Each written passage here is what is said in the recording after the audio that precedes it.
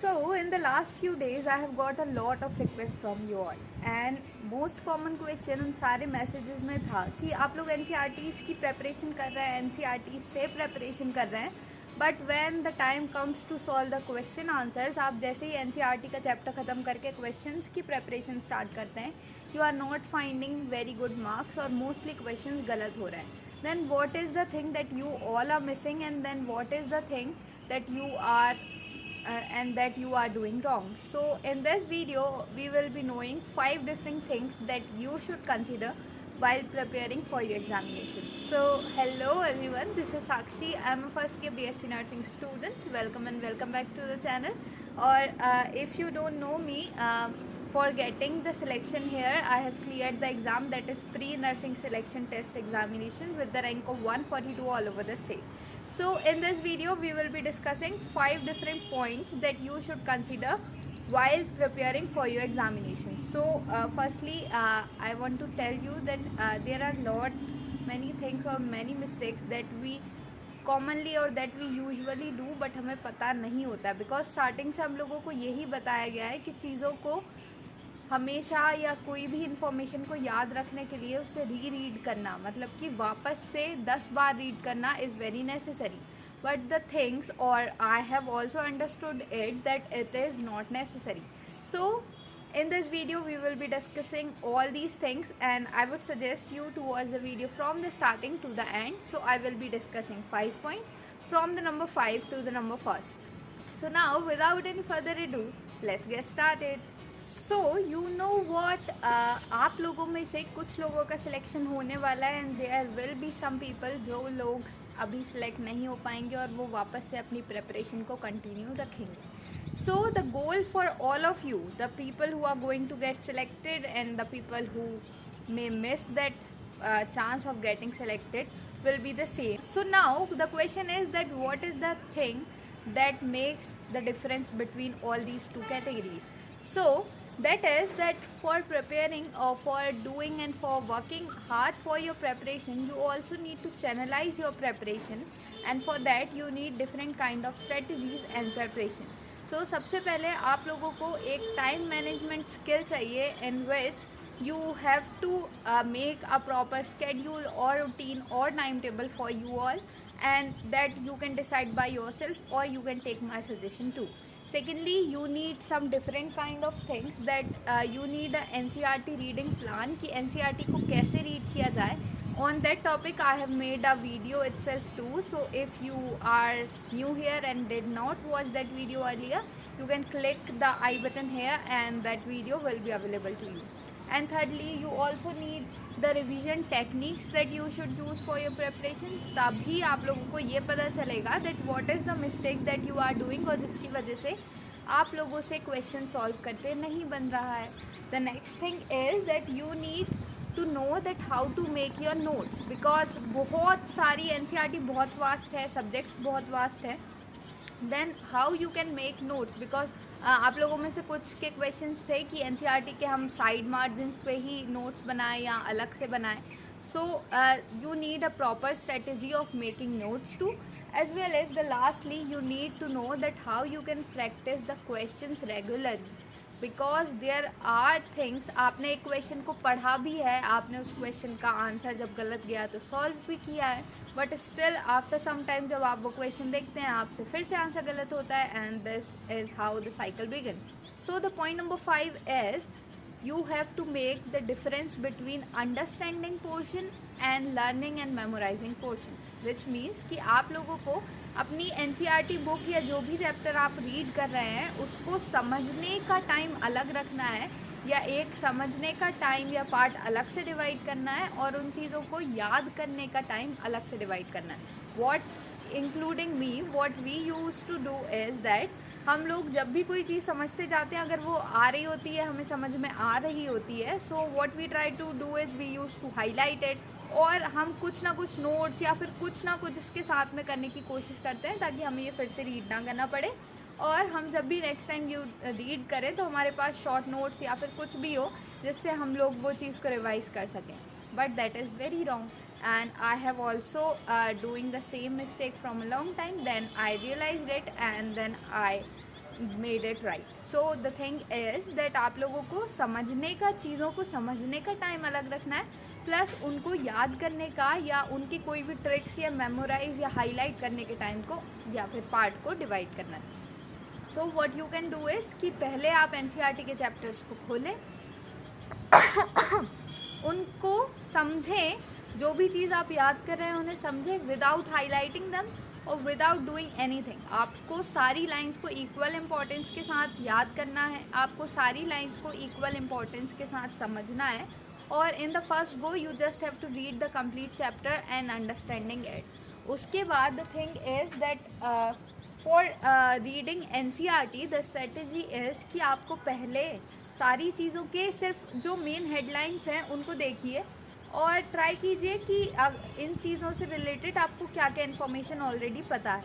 अगर नहीं तो आप सबसे पहले उस कंप्लीट चैप्टर की हेडलाइंस को देखिए, उनके सब टॉपिक्स या हाईलाइटेड जो भी लाइंस हैं उनको देखिए. हल्का सा एक बार क्वेश्चन जो है उस चैप्टर से रिलेटेड वो क्वेश्चंस को एक बार रीड करके देखिए. देन उसके बाद आप एनसीईआरटी रीड कीजिए. आई एम नॉट सेइंग कि आप क्वेश्चन आंसर सारे सॉल्व कर लीजिए या कुछ भी, बट द थिंग इज़ कि अगर आपको पता रहेगा कि इस चैप्टर में कौन से ऐसे वर्ड्स हैं जो क्वेश्चन में बार बार रिपीट हो रहे हैं, so at the time of studying you will be able to read that part of that book or that portion of your NCERT book more carefully. So what you have to do is that the point number 4 is that for reading your NCERT आपको सबसे पहले headlines और titles को देखना है. उसके बाद अपनी practice question paper या question book को निकाल के उस chapter से related जो भी question पूछे गए हैं उनको एक बार read करना है. You don't have to solve them, बस आप उनको एक बार रीड करिए ताकि आपको ये पता चले कि कौन से वर्ड्स हैं. सो स्टार्टिंग में आपको भले ही समझ में ना आए कि वो क्या क्वेश्चन है या आपको सारे वर्ड्स ही न्यू लगे, बट आपको ये चीज़ करनी है. द नेक्स्ट स्टेप और the next thing is that how you should make notes. So the thing is that for making notes you have to use a different kind of strategies. So हम लोग usually commonly क्या किया था, हमने firstly हमने NCERTs के margin में short notes बनाए थे. अब मैं आप लोगों से बोलती हूँ कि आपको NCERT जैसे ही आपने पढ़ी उसके नेक्स्ट टाइम जैसे ही आपने एक बार कंप्लीट रीड करने के बाद दूसरे टाइम जब उसको समझा या फिर याद करने की कोशिश की तो आपने एक पेज कंप्लीट किया. Now you have to close the book and then आपको जो भी चीज़ें याद हैं आप अपने मन से एक पेपर पे या किसी भी आपकी नोटबुक में नोट करना स्टार्ट करेंगे. So now you will find कि बहुत सारी चीज़ें जो आप सोच रहे थे आपने याद कर ली हैं वो स्टिल आपको याद नहीं हुई हैं. सो आप लोग बिना बुक को ओपन करे उस पेज की सबसे पहले बस हेडलाइंस डाल लेंगे कि आपको किस चीज़ के बारे में लिखना है, और बुक बंद करने के बाद आपको उससे रिलेटेड जो भी चीज़ें अभी आपको याद हैं और आपके ब्रेन या आपके दिमाग में है या आपकी मेमोरी में है तो आपको वो सारी चीज़ों को एक पेज में नोट डाउन करना है. After that what you have to do is कि आपको बुक ओपन करनी है. जो भी चीज़ें आपने मिस की हैं वो अलग स्केच पेन, मार्कर या कलर पेन से वापस से उन चीज़ों के या उस बुक के पर्टिकुलर सेक्शन जिसमें आपने नोट्स मन से बनाए थे उसमें ऐड करना है. So now this is what that you need. जब हम लोग कॉमन नोट्स बनाते हैं तो उसमें हम सारी चीज़ों को कलरफुली डिनोट करते हैं, बहुत सारी चीज़ें करते हैं, बट वो चीज़ें जो हमें एग्जैक्टली याद रहती हैं, जो चीज़ें हम भूल जाते हैं या हमें याद नहीं रहती हैं, वो सेम ही तरीके से दिखती हैं. सो नाउ अब जब रिवीजन का टाइम आता है तो वो सारी चीज़ें हमसे करते नहीं बनती है, बिकॉज हमने सिर्फ वो चीज़ों पे हमारा ध्यान जाता है जो चीज़ें हमने देखी हैं, जो चीज़ें हमें याद हैं, और हम जो चीज़ें हमें याद नहीं भी होती हैं या जो चीज़ें हम उस टाइम भूल चुके होते हैं उन पे हम ध्यान नहीं दे पाते हैं.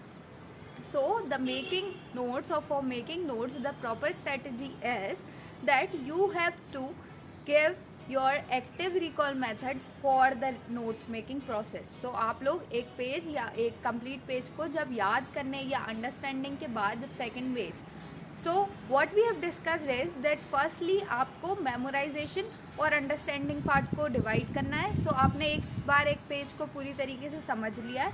सेकेंडली आपने उस कंप्लीट पेज को अब याद करने की कोशिश की प्लस हाईलाइट किया है. थर्डली आपको बुक को बंद करना है और नोट्स बनाने के लिए खुद की मेमोरी या खुद के ब्रेन से वो सारी इन्फॉर्मेशन को रिट्रीव करना है. एंड नाउ जो भी चीज़ें आपसे मिस हो जाती हैं आप वापस से बुक को खोलिए. उस टाइम जब कंप्लीट पेज की सारी इन्फॉर्मेशन लिख चुके हैं सिर्फ उसके बाद आप बुक खोलेंगे और एडिशनल चीज़ें कलर पेन या हाईलाइट करके ऐड करेंगे। नाउ आफ्टर डूइंग दैट आपको हर एक पेज में जब तक कि वो चैप्टर कंप्लीट नहीं हो जाता है तब तक इस प्रोसेस को कंप्लीट करना है। अब नाउ जब आपके पास ये चैप्टर कंप्लीट हो गया है तो आप अपनी प्रैक्टिस नोटबुक्स या प्रैक्टिस क्वेश्चन पेपर्स को लेंगे और वो क्वेश्चन आंसर्स को सॉल्व करने को ट्राई करेंगे। सो अब आप देखेंगे कि बहुत सारे ऐसे क्वेश्चंस हैं जो आप लोगों से सॉल्व करते बन जाते हैं। So now what you can try is कि अब आप लोगों को नेक्स्ट प्रोसेस में अपनी एक एरर नोटबुक मेंटेन करनी है। इन दिस प्रोसेस और इन दिस नोटबुक आप लोगों से जो भी क्वेश्चन गलत हो रहे हैं आपको वो नोट डाउन करने हैं। विद दिस एरर नोटबुक आपके जो भी आंसर सही थे वो तो अब सही होने ही वाले हैं और आप उनको कभी भी रिवाइज कर सकते हैं। बट मोस्ट फ्रीक्वेंटली सोने से पहले रात में आप अपनी एरर नोटबुक को निकालेंगे and you will revise the thing और the questions that are given in your error notebook. So let's revise all these 4 points. These 4 points is point number 5 आप लोगों को memorization and understanding process को differentiate करना है। The point number 4 is कि आप लोगों को equal importance के साथ हर लाइन को read करना है प्लस उसके memorization part के टाइम पे उसको highlight करना है। The point number 3 is for making notes you have to use the active recall method जिसमें आप बुक को close करेंगे और फिर अपनी चीज़ें अपनी मेमोरी या ब्रेन से लिखने को ट्राई करेंगे। एंड इन द लास्ट और the second point is that you have to maintain a error notebook. Now comes the most important point that is how to do the revision.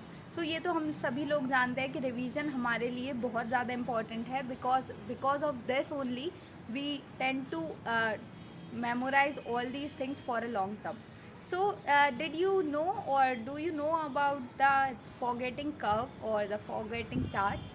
If not, I just let me give you a brief introduction in which कि आप जब भी किसी चीज़ को याद करते हैं या जब भी आप किसी न्यू इन्फॉर्मेशन को रिटेन करने को ट्राई करते हैं, so in that time you what you do is कि एक कंप्लीट डे में ही आपका 70 to 80% चीज़ें जो आपने याद की हैं वो आप भूल चुके होते हैं।